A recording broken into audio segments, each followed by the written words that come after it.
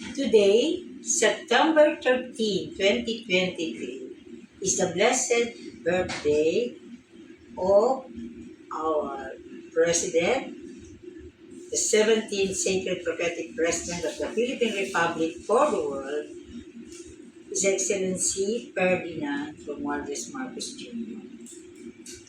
Today is indeed a day of grace because as I am given the grace and the blessing to be here today, blessed birthday of our President, Ferdinand Romualdez Marcos Jr., I truly thank our beloved Assistant Executive Secretary, Lynn Danao Moreno, heading the Malacañang General Government Administration Office.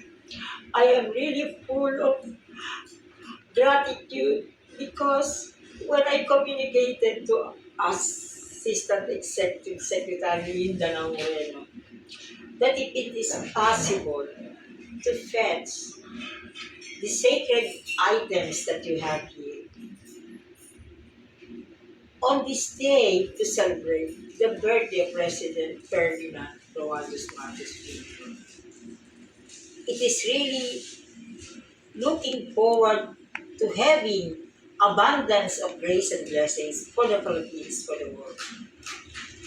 The impetus also in having this event is because of my dear departed niece, Marie Christine Alaras Nagamos. This morning, she instructed me to bring this here because it is a way of saying thank you to this office of Assistant Executive Secretary Indala Moreno, whose visit with her staff gave birth to the YouTube video entitled The Face. Because the face that I took of her photo in the open casket is her prayer for every Filipino to give the face of holiness, heroism, honoring creation in every part of the world. Above all, it is also to acknowledge the sacred prophetic role of our beloved Saint Teresa of the Child Jesus. Because it is really Saint Teresa of the Child Jesus who called me to my Carmelite vocation in the Philippine Carmel of Saint Joseph in Lucena City, Quezon Province. And through the years, this blessed sacred prophetic office of Assistant Executive Secretary Mindanao Moreno has been a witness, has been the sacred space, the sacred prophetic space that has provided all the ceremonies through the years so that the Philippine sacred prophetic destiny for the world will be realized. And now, today, September 13, 2023, the cycle has been completed. From the Thanksgiving prayer of President Gloria Macapagal Arroyo to Our Lady of Fatima, as inspired by Saint Teresa of the Child Jesus. And this prayer, I was able to bring all over the Philippines, and even the copy of this, it is even the cover page of a photo text publication.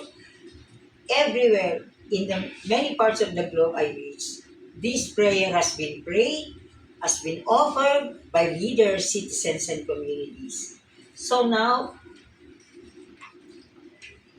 all our prayers for the Philippine President who have been called to fulfill the Philippine sacred prophetic destiny for the world, we are realizing it today, birthday of His Excellency President Ferdinand Romualdez Marcos Jr. That is the Saint Joseph Flight to Egypt painting I inherited from my late grandfather, Dr. Guillermo Musco. Another painting is the Rizal painting, now in the office of Secretary Teodoro J. Hermosa.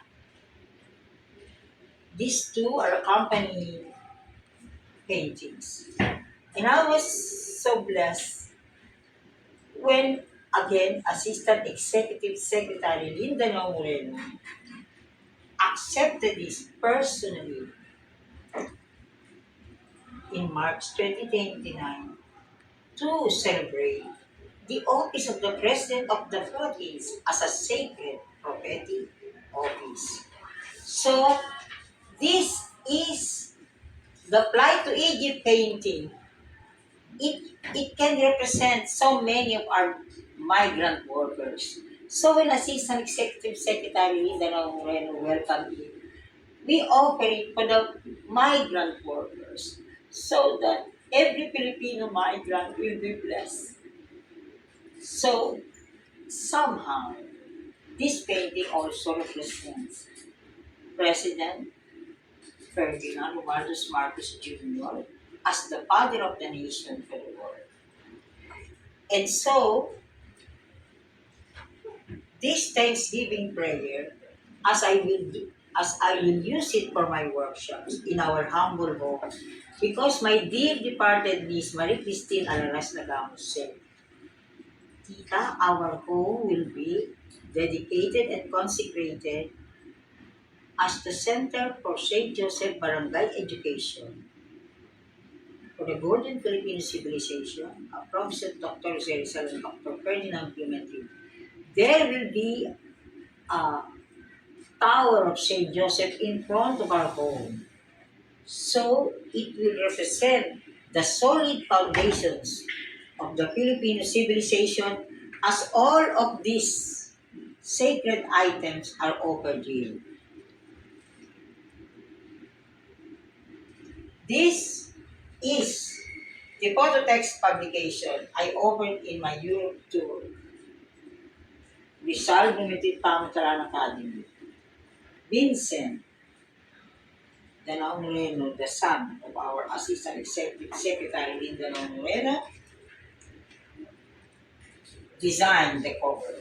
It is entitled In the Fullness of God's Land, the Duterte Presidency, the Rizal Prophecy, the Fatima Prophecy.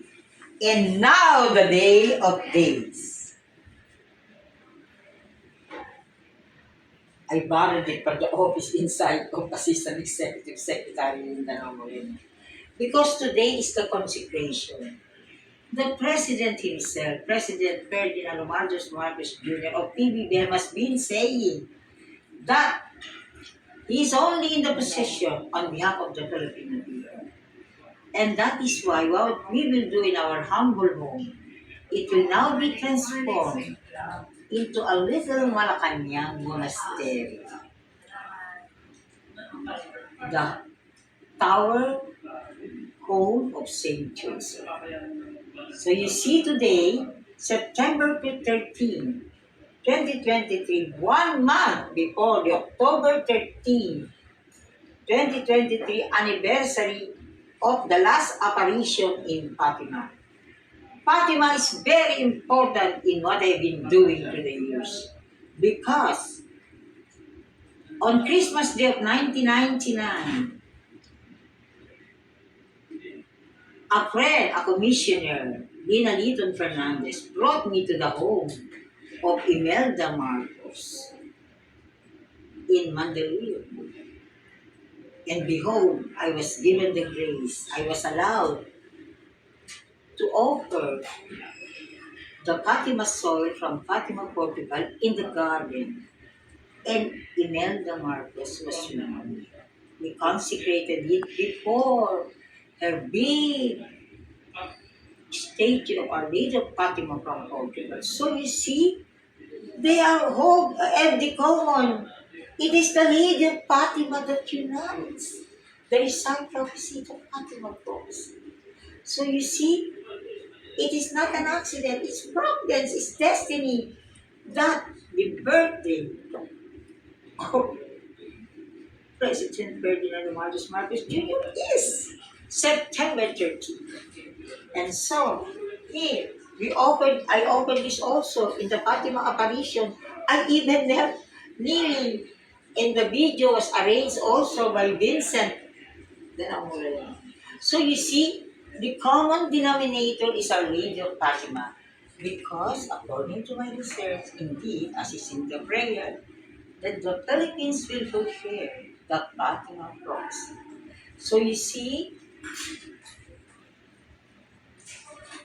words are not enough to express what is in my heart. And Assistant Executive Secretary Linda Moreno, we, we, my niece and I are deeply grateful to you. This photo, St. Teresa of the Child instructed me to put it at the door of her way because this was done in our St. Joseph's Shrine in Quezon City. When the millennium relic of St. Teresa of the Child Jesus happened to pass by St. Joseph's Shrine last year, and this is the photo of my departed niece, Marie Christine Alaras Ramos. So you see,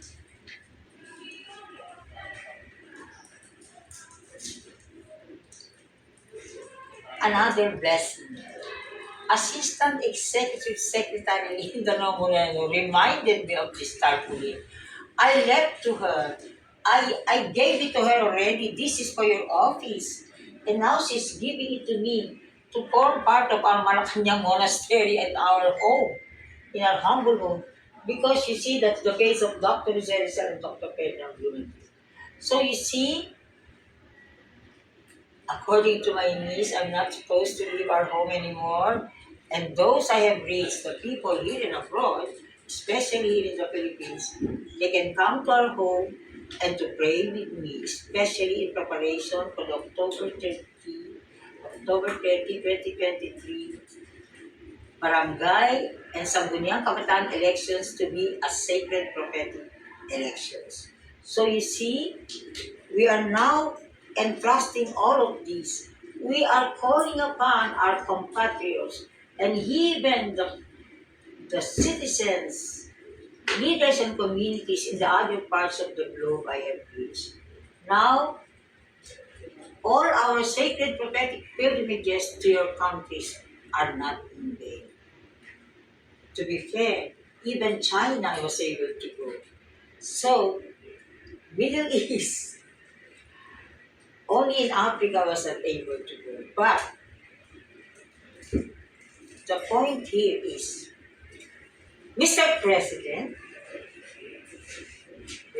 Ferdinand Romualdez Marcos Jr.,